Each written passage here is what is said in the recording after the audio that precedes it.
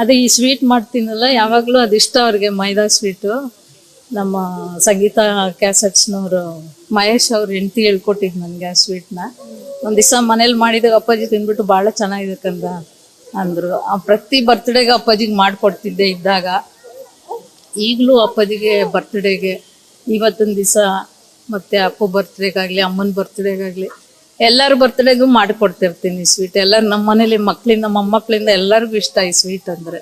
ನೀವು ಎಷ್ಟು ಭಾಗ್ಯವಂತರು ಮಾವನ. ಅಯ್ಯೋ, ಅದು ಹೇಳೋಕ್ಕೆ ಸಾಧ್ಯವಿಲ್ಲ. ಎಷ್ಟೋ ಜನ ನೋಡಿದಾಗ ಹೇಳ್ತಾರೆ, ನೀವು ಎಷ್ಟು ಪುಣ್ಯ ಮಾಡಿದ್ರು ಅವ್ರ ಹೊಟ್ಟೆಲಿ ಹುಟ್ಟಿದ್ದೀರ ಅಂತ.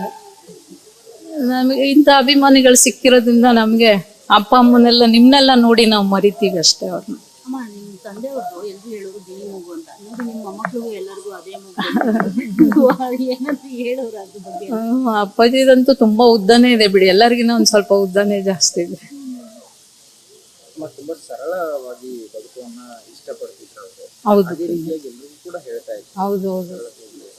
ನಮ್ಗಷ್ಟು ನಾವು ಮೆಡ್ರಾಸ್ಲಿದ್ದಾಗ ನಮಗೆ ನಾವು ಅಂಥವ್ರ ಮಕ್ಕಳು, ನಮ್ಗೆ ಅಪ್ಪಾಜಿಗೆ ಇಷ್ಟು ಫೇಮಸ್ ಇದೆ ಅಂತಾನೆ ನಮ್ಗೆ ಗೊತ್ತಿರ್ಲಿಲ್ಲ.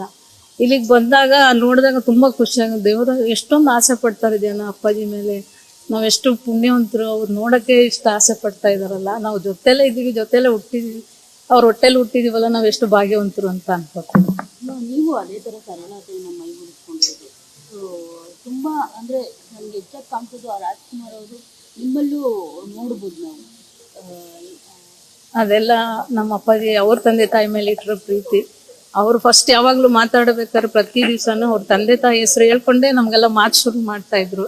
ನಮ್ಮ ಮಕ್ಕಳು ಎಕ್ಸಾಮ್ಗೆ ಹೋದರೆ ಫಸ್ಟ್ ಅಲ್ಲಿ ನಮಸ್ಕಾರ ಮಾಡಿ ಅಂತ ಅವ್ರ ತಂದೆ ತಾಯಿ ಫೋಟೋ ತೋರಿಸೋರು. ಅದರಿಂದ ನಾವು ಅವಾಗಿಂದ ಅದನ್ನೇ ನೋಡ್ಕೊಂಡು ಬೆಳೆದಿದ್ದೀವಿ. ಅವರಿಂದ ಏನು ಕಲ್ತಿರೋ ಅವ್ರ ಸಿಂಪ್ಲಿಸಿಟಿನೇ ನಾವು ಕಲ್ತಿದ್ದು ಅವ್ರ ಹತ್ರ. ಅದು ಅದೇ ಈ ಸ್ವೀಟ್ ಮಾಡ್ತೀನಲ್ಲ ಯಾವಾಗಲೂ ಅದಿಷ್ಟ ಅವ್ರಿಗೆ, ಮೈದಾ ಸ್ವೀಟು. ನಮ್ಮ ಸಂಗೀತ ಕ್ಯಾಸೆಟ್ಸ್ನವರು ಮಹೇಶ್ ಅವ್ರ ಹೆಂಡತಿ ಹೇಳ್ಕೊಟ್ಟಿದ್ದು ನನಗೆ ಆ ಸ್ವೀಟ್ನ. ಒಂದು ದಿವಸ ಮನೇಲಿ ಮಾಡಿದಾಗ ಅಪ್ಪಾಜಿ ತಿಂದ್ಬಿಟ್ಟು ಭಾಳ ಚೆನ್ನಾಗಿದೆ ಕಂದ ಅಂದರು. ಪ್ರತಿ ಬರ್ತ್ಡೇಗೆ ಅಪ್ಪಾಜಿಗೆ ಮಾಡಿಕೊಡ್ತಿದ್ದೆ ಇದ್ದಾಗ.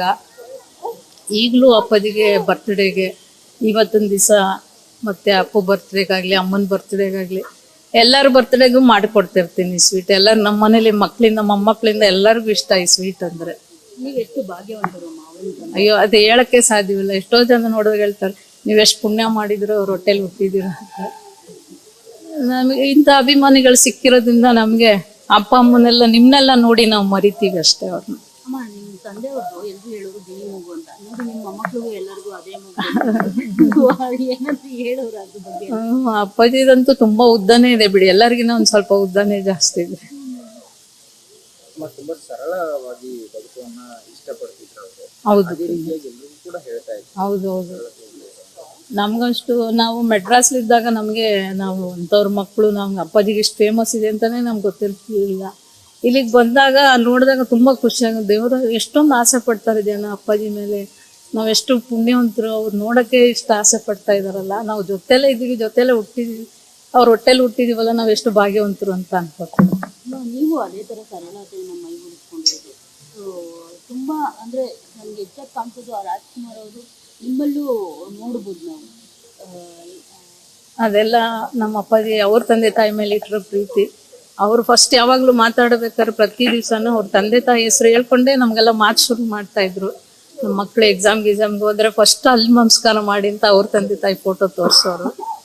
ಅದರಿಂದ ನಾವು ಅವಾಗಿಂದ ಅದನ್ನೇ ನೋಡ್ಕೊಂಡು ಬೆಳೆದಿದ್ದೀವಿ. ಅವರಿಂದ ಏನು ಕಲ್ತಿರೋ ಅವ್ರ ಸಿಂಪ್ಲಿಸಿಟಿನೇ ನಾವು ಕಲ್ತಿದ್ದು ಅವ್ರ ಹತ್ರ. ಫೇಸ್ಬುಕ್ ಮತ್ತು ಇನ್ಸ್ಟಾಗ್ರಾಮನ್ನು ಫಾಲೋ ಮಾಡಿ, ಯೂಟ್ಯೂಬ್ ಚಾನಲನ್ನು ಸಬ್ಸ್ಕ್ರೈಬ್ ಮಾಡಿ.